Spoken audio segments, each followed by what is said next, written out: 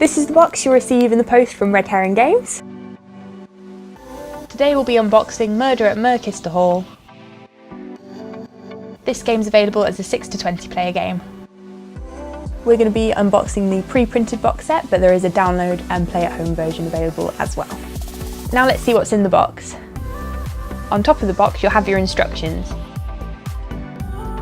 This takes you step by step through how to run your murder mystery dinner party.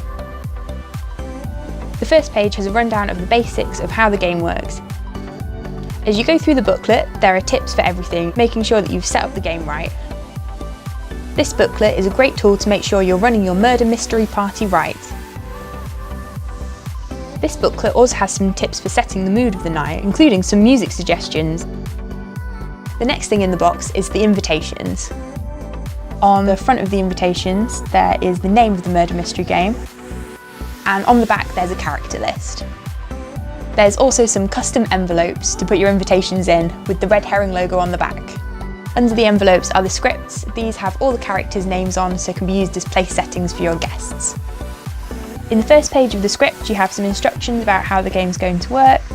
On the next page you'll get into the script. Your character's dialogue is helpfully highlighted, so you'll know when it's your turn to go. Next there's an inspector CD. This should be played between rounds. With the CD there's a sealed envelope with the solution, so not even you know who the murderer is. Finally, there's some labels to give to your guests so that they remember who's playing who.